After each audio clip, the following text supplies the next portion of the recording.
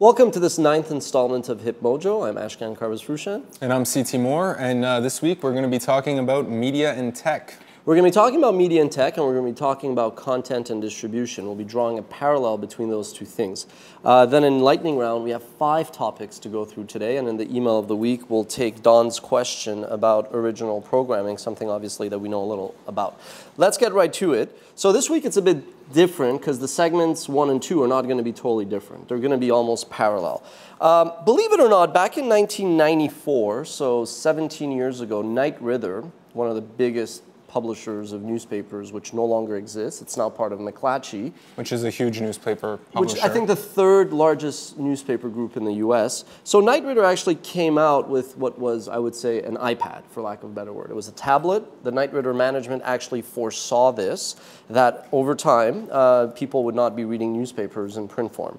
Now, clearly, newspapers are now being decimated because they clinged on to print. They didn't necessarily embrace digital, let alone iPads and tablets and whatnot. Let's start off by asking the basic question.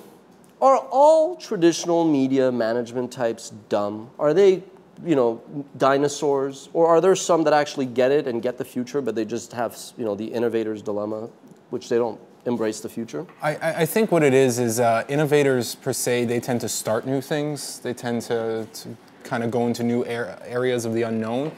When you do have something as big as an established publication, it is my suspicion that the people that the board are putting in charge of running it, they're management types. They were hired because they know how to do that one thing really well, and they're so focused doing on that one thing, it's almost detrimental or risky for them to think outside the box too much. Yeah, I think this is something you've seen with television scaling back from digital distribution, free ad-supported digital distribution. You're looking at NBC, ABC, and Fox all pulling back, even though those guys own Hulu. They're almost considering killing Hulu or just moving towards subscriptions because they just don't like this idea of giving away their content for free. There was an article on InkThink that talked about this reality of media companies being at the mercy of tech.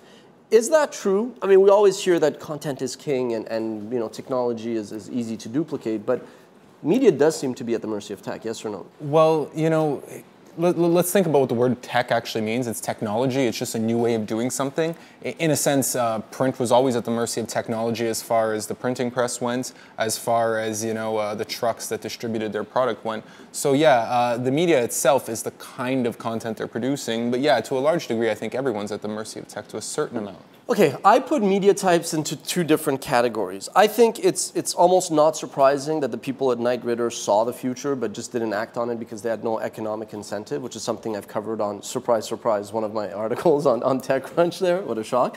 Then I think that there's a second type of person. I don't doubt that these guys are also sharks, super bright, and whatnot, but you hear a quote from a Doug Morris, who is the chairman and CEO of Universal Music, and he basically, in an article in Wired magazine last year, when they were talking about digital distribution of music, so we're not talking about something that is radically different than what they do, right? It's like you produce music, you either put it on a CD or tape or 8-track or vinyl, and then you just put it in a store for people to come, or guess what? It's digital, and people can sort of share it over the internet. So it's not radically different. To me, that's just an evolution. But anyway, Doug Morris basically said, about digital music and downloads, it's basically like if they suddenly ask you to operate on a dog. We don't have the skill set to see what's coming. I think that's ridiculous. I actually think that, I understand why the folks at Knight Ridder see the future of tablets, but realize it's not really in our incentive to blow up the printed newspaper format.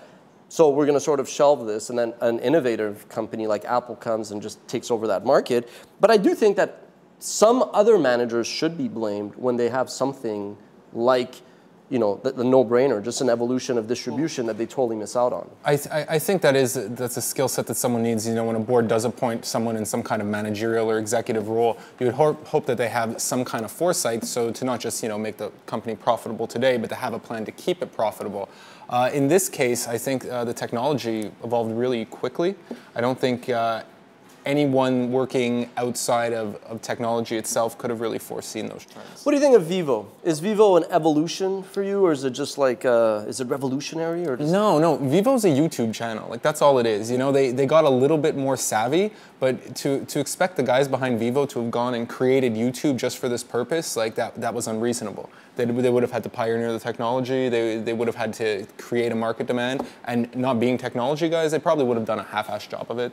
I don't know, do you think that was possible for them to? No, I think what was smart about them is they basically said, let's learn from the mistake that we made with Napster, which was basically handed to us at the 11th hour to say, this could be yours, record labels, use it, and this is your digital distribution strategy, and they didn't. Don Dodge, who's currently the evangelist with Google, he used to be at Napster. I mentioned Don Dodge like once every 5 shows, but he wrote this fascinating article on his own blog site a few years ago, talking about the 7-year anniversary of Napster getting killed.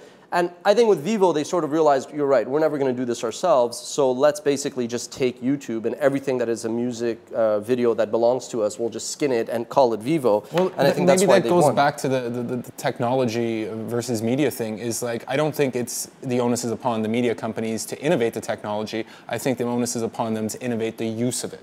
Yeah. Okay, good stuff. We're going to take a short break. We're going to come back and we're going to cross over the bridge and talk about the parallel between media being at the media being at the mercy of tech, and then we're going to see if that also applies with content companies being at the mercy of the aggregators. We'll be right back.